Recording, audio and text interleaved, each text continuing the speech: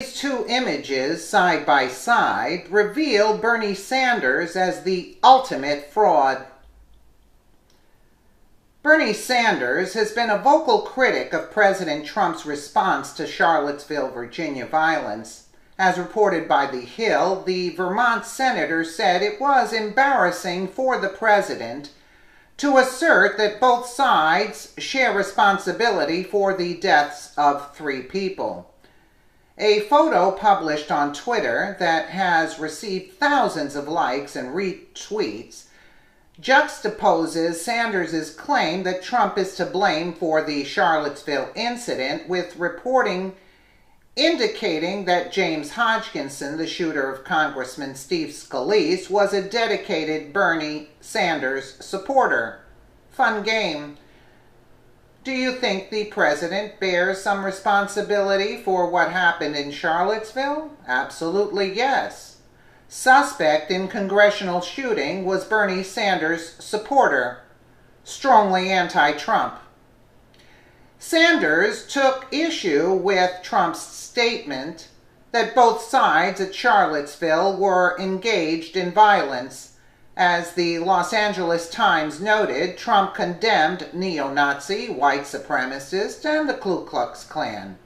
Trump's deviation from the position held by the majority of the mainstream media is in acknowledging the presence of violent, anti-fascist Antifa operatives among the crowd or left-leaning counter-protesters at the Unite the Right rally.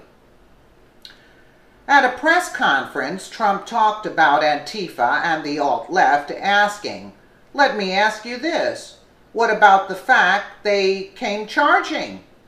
That they came charging with clubs in their hands, swinging clubs. Do they have any problem? I think they do." Sanders disagreed with that assessment, questioning the use of the term alt-left and arguing that no such movement exists within the American political left. The former Democrat presidential candidate made his case on Twitter. The violence in Charlottesville was not caused by the alt-left, whatever that may be.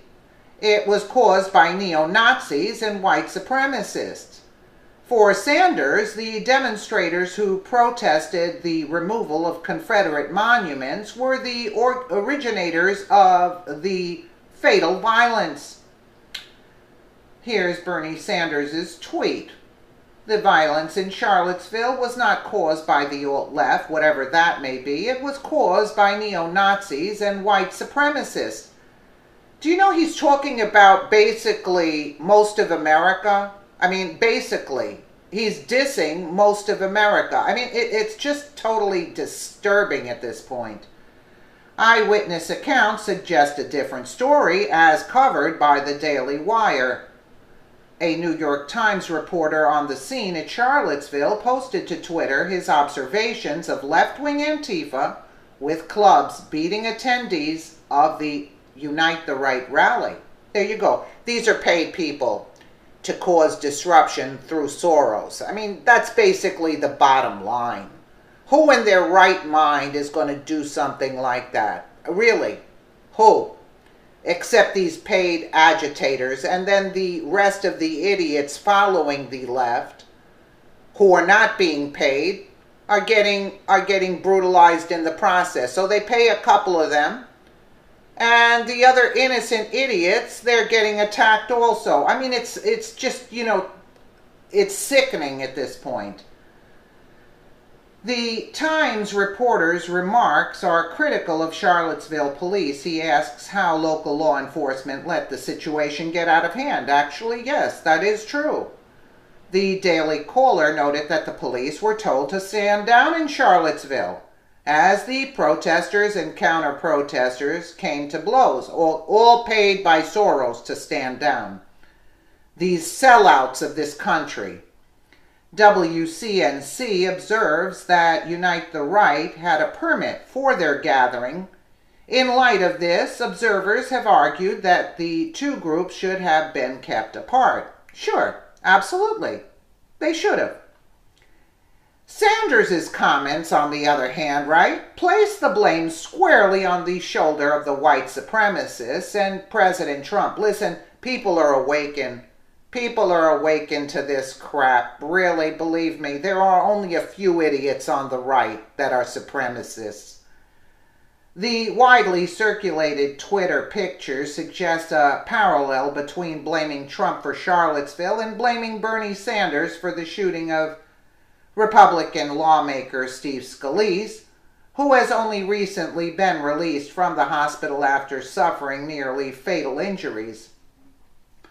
USA Today reports that James Hodgkinson, the man who shot Representative Scalise, was a fervent Bernie Sanders supporter who volunteered for the Vermont senator's presidential campaign. Hodgkinson also deeply hated Trump and went to the Alexandria, Virginia baseball field with the intention of killing Republican politicians. A psycho, in other words. The juxtaposition of Trump and Sanders suggests a moral equivalency between the two tragedies. Twitter users are employing it to argue that if Trump is responsible for Charlottesville, Sanders is just as responsible for the horrific shooting in Alexandria. While both notions are absurd, absurdities are often mistaken as fact when it comes to social justice activism. Yes, that is true. That is true. Because in one sense, Bernie Sanders wasn't responsible for what happened in Virginia, because he was just a nut job. What happens if there's another Trump nut job that does it? Trump's not responsible for that. These are nut cases. That's basically bottom line. But when we're talking about the protest, they start attacking the right. I mean, excuse me? Yes, both groups are responsible. But again, what are you going to do? Not defend yourself? I just can't see this. The police should have had them separated, not been told to stand down. The mayor was a Democrat, so that's why he was telling the police to stand down. And you can certainly be sure that he was paid off, this mayor. Definitely. I mean, people are not stupid today, really. We're not that stupid. They think we're stupid, but we're not.